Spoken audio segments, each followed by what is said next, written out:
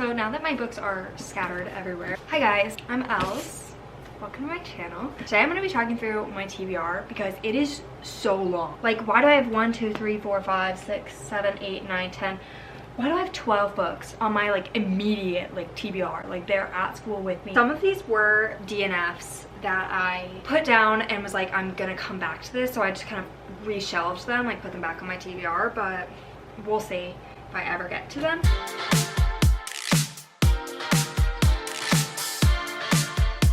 Starting off strong with Icebreaker.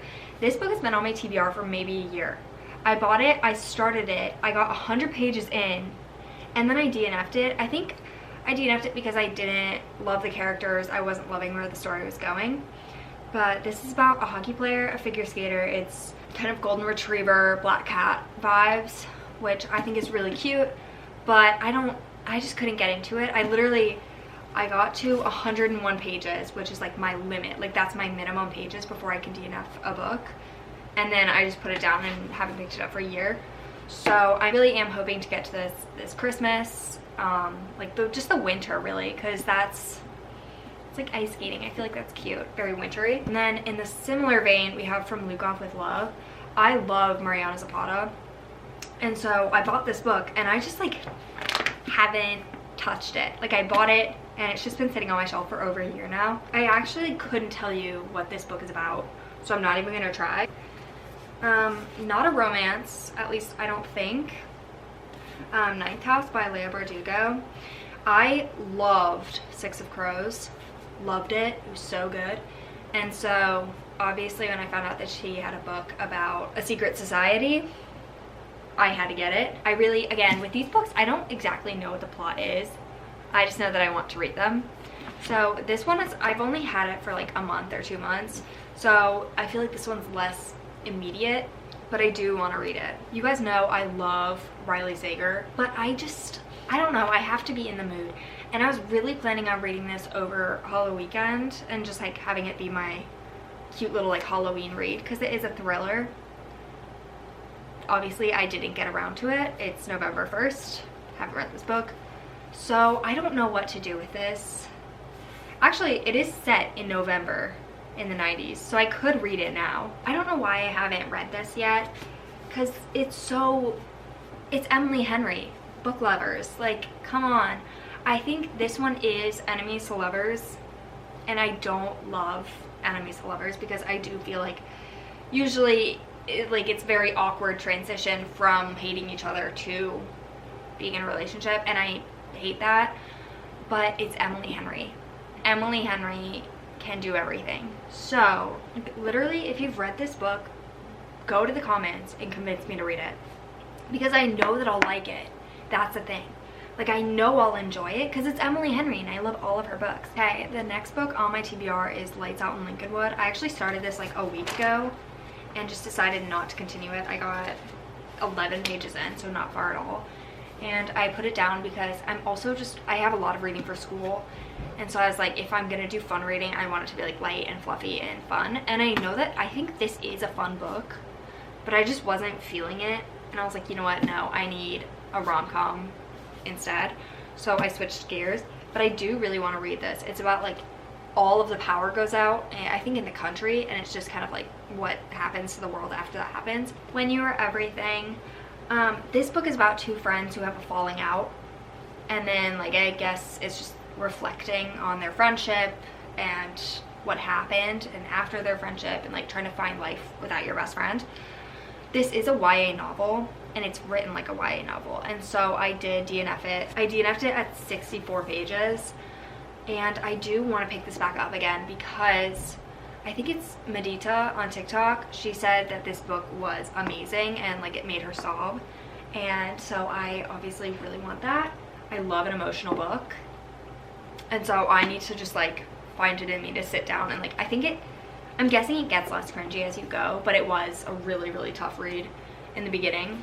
This book I think gives Summer I Turned Pretty vibes, in that it's like a summer house. She hangs out with one kid every summer, and I guess they fall in love, but then they have a falling out and she doesn't go back, and then it might be like a forced proximity, or like let's do one last summer. I don't know the plot of any of these books because I haven't read them. This book, actually, I added it to my TBR. I got it this summer, and I was like, I'm gonna read it. Obviously, I have not. I've heard really, really, really good things about this book, though. So I'm planning on reading it probably over winter break or maybe even spring break. I know that's far away, but I do see this as such like a cute beach read vibe that I think that that's what I'm gonna do. I don't know. This book looks so good, though. Hamnet. If you know me, you know that I'm such a Shakespeare nerd. So when I saw a book about Shakespeare's life and like his family, I had to buy it. This one is, I think it's fiction, but like based on reality, because there are some things that we just don't know. And so it's kind of like filling in the blanks with fiction. But this is about his life. If you didn't know, Shakespeare had a son named Hamnet, and then Hamnet died, and then Shakespeare wrote Hamlet. So I think this is about that era of Shakespeare's life and his family and the plague and all of that. So I obviously had to get it because I'm the biggest nerd ever. Next is The Starless Sea. This is kind of like a Narnia situation where this kid finds a book in the library, he opens it up, and it like takes him to another world. And there's kind of a mystery aspect. I really don't know what this one's about, but this one does seem really, really interesting. With lots of like cool hidden clues and like ballrooms and, you know, very gothic. And so I definitely want to read this, and I think that this would be such a good fall read. But again, the problem is I am reading like literature, and so when I'm not reading that, I want to be reading something really light and fun, and I don't think that this is very light and fun. So this might be like a good Thanksgiving break book for me. I don't know. Another Shakespeare book. This is called We That Are Young, and it's a reinterpretation of King Lear, which actually I hated that play, so I think that's why I keep putting off this book. This is about a very rich hotelier in India who has 3 daughters, and he has to like pick who's gonna get his fortune, his empire, all that. And so it's the plot of King Lear, but set in India. Last but not least, Today, Tonight, Tomorrow. This book, let's see, I DNF'd it after 47 pages, but I know I want to go back to it because it's about 2 high school rivals, and it's their senior year, end of their senior year, and their whole class does this like huge scavenger hunt, like slash like game of tag, I don't really know. And these 2 characters, Rowan and Neil, are rivals, like they hate each other, but they pair up so that they can win because they both love to win. They're like huge like academic weapons, they love it. And so they pair up together so that they can win one final time. And in this, like this whole book is in the span of that night.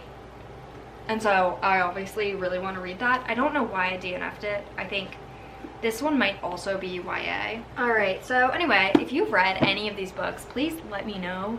And let me know if you read them and if you liked them, if you didn't like them, if I should read them immediately, if I should just get rid of them. Literally tell me everything, because I don't know where to start with this huge pile of books. So, bye!